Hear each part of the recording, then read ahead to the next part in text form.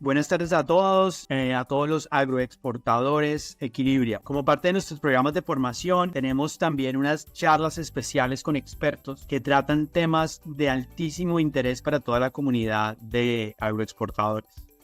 Todos hemos experimentado pues el inclemente sol y cómo cae sobre nuestras plantaciones. Así que hemos invitado hoy a Dani Méndez. Él es ingeniero agrícola y tiene una especialización en gerencia de proyectos. Y nos va a conversar una gran cantidad de recomendaciones de cómo sobrevivir a sequías extremas en Colombia. Un tema de alto interés para todos. Bienvenido entonces, Dani, y contamos con todos tu experiencia para guiarnos en cómo sobrevivir a sequías extremas en Colombia.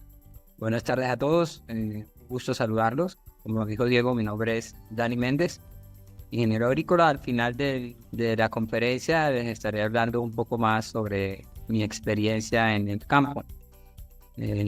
Actualmente vamos a hablar sobre cómo sobrevivir a sequías extremas en Colombia, una pequeña guía de un paso a paso que deberíamos seguir, de un paso a paso que debemos tener en cuenta para poder tener un cultivo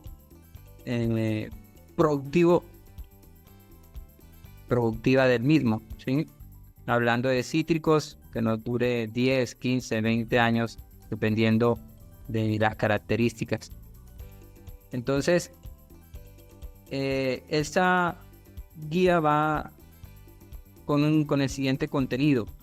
Tenemos que hablar de una recopilación y análisis de información, un cálculo de requerimientos de agua, lo que se llama un balance hídrico, fuentes de abastecimiento de agua, esto es sumamente importante, los tipos de suelo, la topografía, las condiciones de drenaje, es en parte también, y por último, lo que hablamos de un diseño de plantación en general. ¿Sí? Como recopilación de información, como en la recopilación de información, para la recopilación de información debemos tener en cuenta,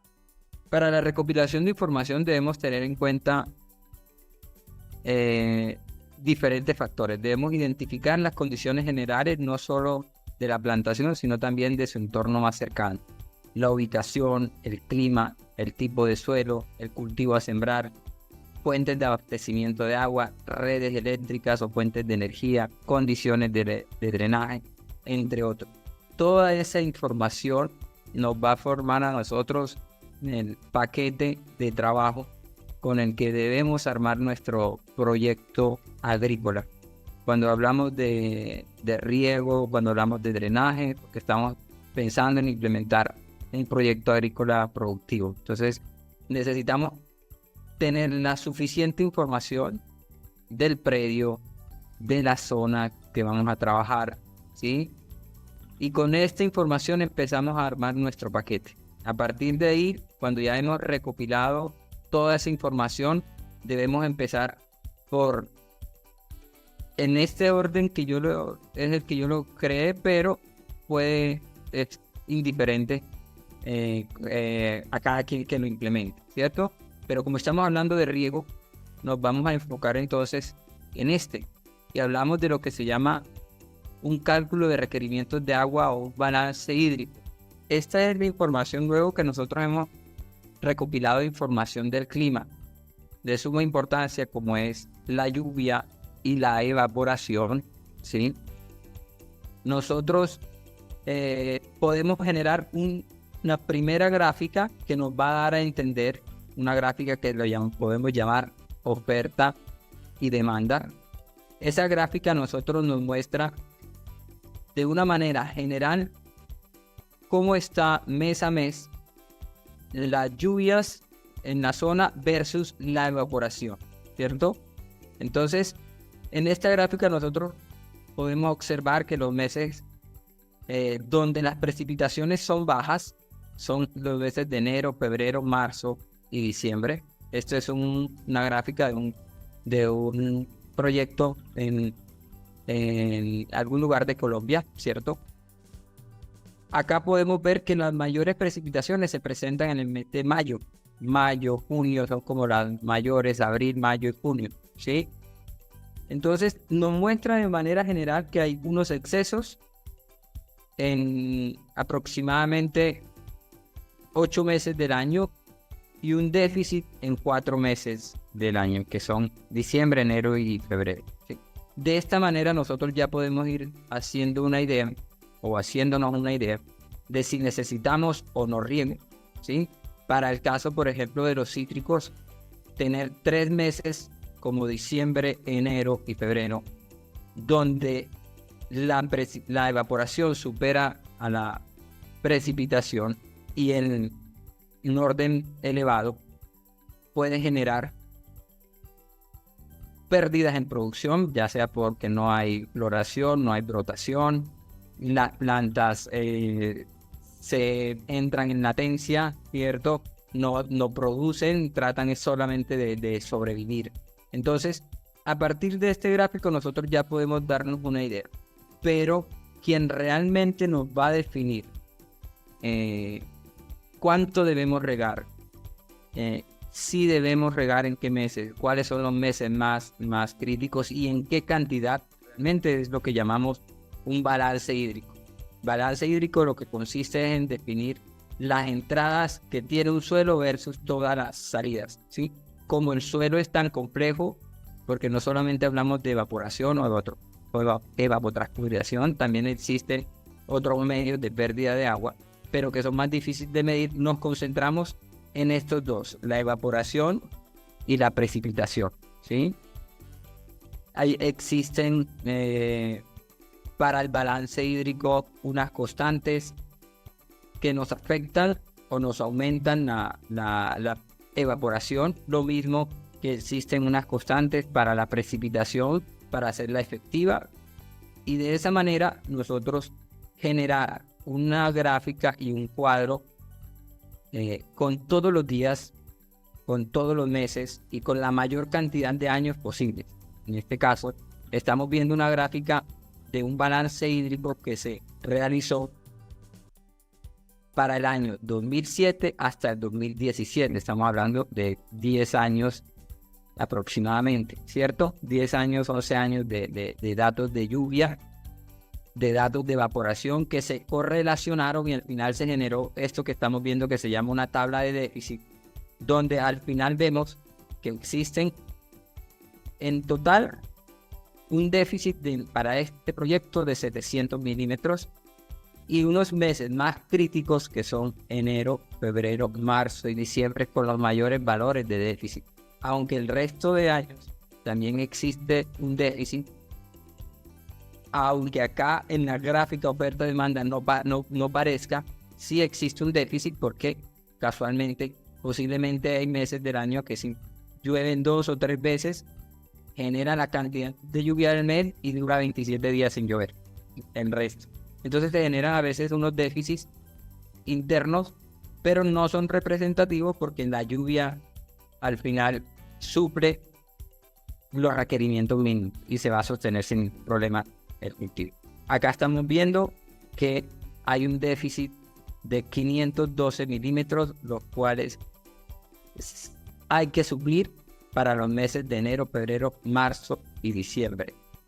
Por lo tanto, con un balance como este, si estamos hablando de cítricos o si estamos hablando de cultivos como la palma, como el cacao, automáticamente nos tocaría pensar en un riego suplementario, un riego artificial que nos garantice esa agua que naturalmente el clima no nos está aportando. Entonces, a partir de aquí, esta es la herramienta más importante. Esta es la herramienta más importante y la que definitivamente nos dice debemos regar o no debemos regar. Desafortunadamente, estas herramientas no se ejecutan en muchos de los casos en los proyectos agrícolas y por eso existen esos inconvenientes una vez empiezan las sequías de pérdida de árboles o de baja producción, ¿sí? Entonces, a partir de acá, con esta herramienta, hablando de riego, nosotros definimos automáticamente si debemos regar o no. Independientemente de la zona, hay que hacer este tipo de balances para definir si tenemos un déficit o no, ¿sí? Acá nos estamos dando cuenta en este balance hídrico que a pesar de que existen meses con unas altas precipitaciones, esos mismos meses pueden presentar un déficit acumulado. Ese déficit acumulado se da porque duran 10, 15 días seguidos sin llover y la lluvia cayó en los primeros 3 o los últimos 4 o 5 días del mes. Entonces, esas situaciones, a medida que nosotros vamos desarrollando un diseño de un sistema de riego, ya las vamos teniendo en cuenta al momento de implementarlo. Entonces, esta es la herramienta principal. Si acá este resultado hubiese sido neutro o hubiese dado con números positivos, pues automáticamente se define que no hay necesidad de riego.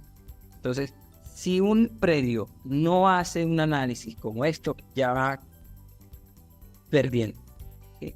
Ya va con información, con falta de información, y van a tener vacíos que no va a poder suplir fácilmente. ¿Sí? Entonces, esta es la primera fase que nosotros debemos realizar. Un análisis de las lluvias, un análisis del clima, un análisis de balance. A partir de ahí, empezamos ya definido el proyecto de que sí debemos regar, porque el balance hídrico no los indica, entonces empiezan a jugar los factores más importantes. Ok, si yo tengo un déficit hídrico, ¿cómo hago para suplir ese déficit hídrico? ¿Cuáles van a ser mis fuentes de abastecimiento de agua? Entonces es donde yo tengo que empezar a analizar dónde hay un río, si tengo un río, si tengo quebradas, si tengo agua subterránea suficiente, ¿cómo voy a suplir yo esa necesidad? ¿De dónde voy a sacar yo el agua?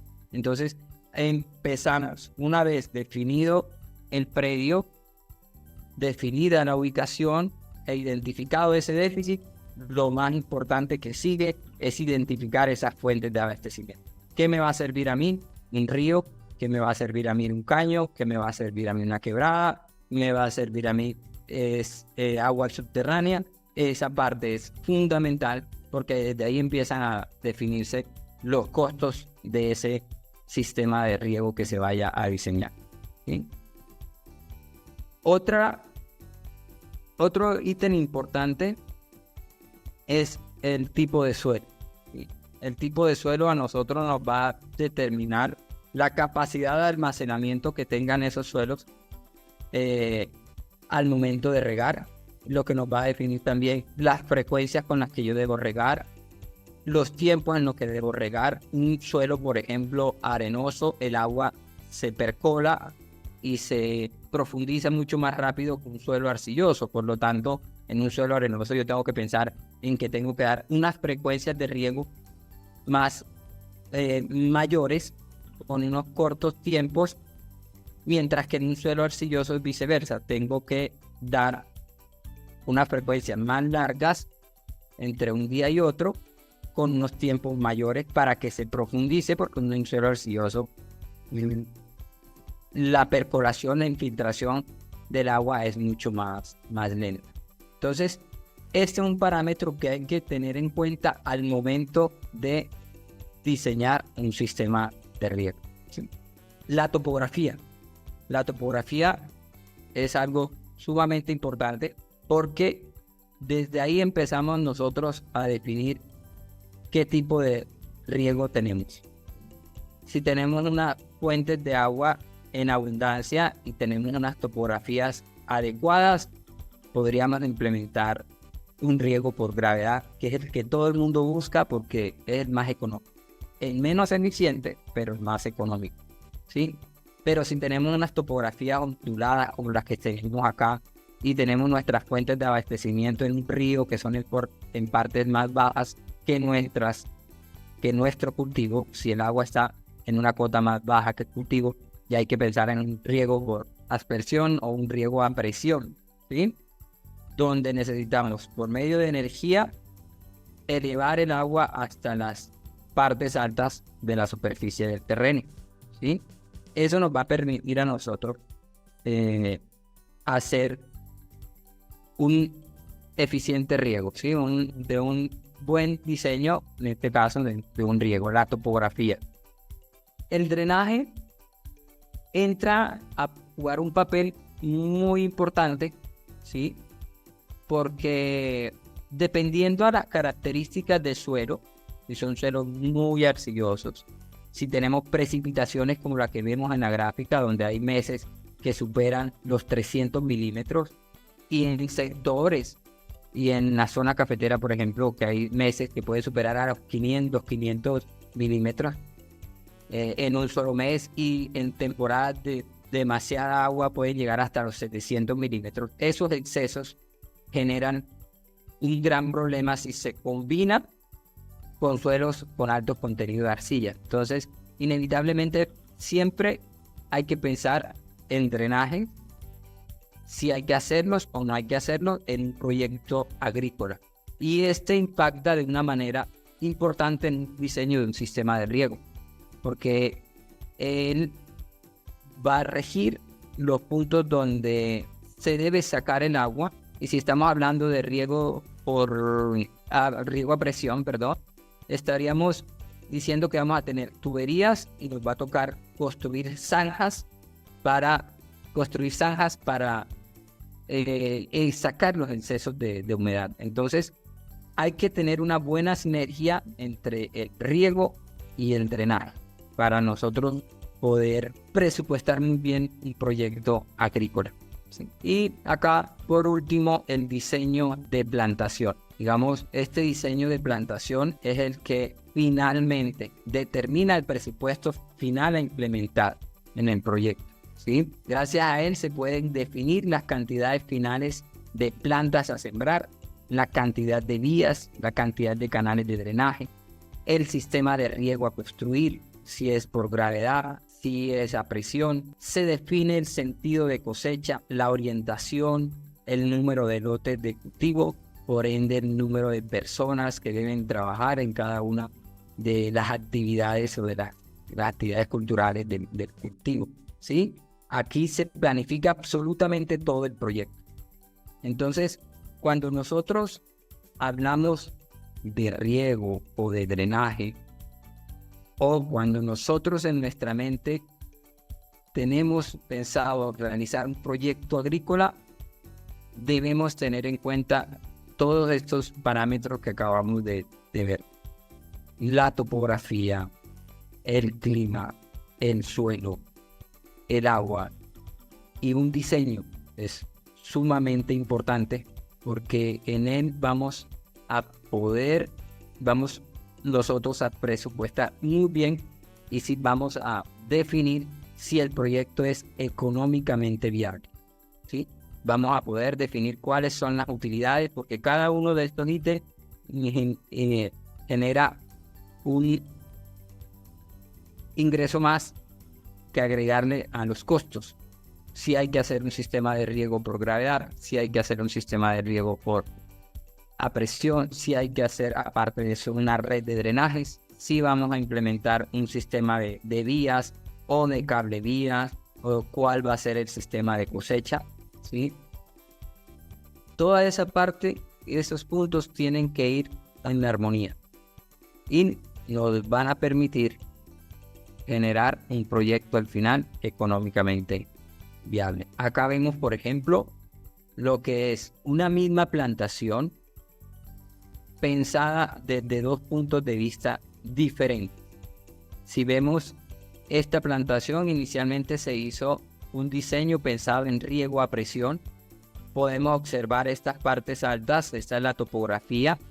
Las partes altas son las rojas, se va degradando a amarillo, verde y hasta llegar a las partes más bajas, que son las azules, ¿sí?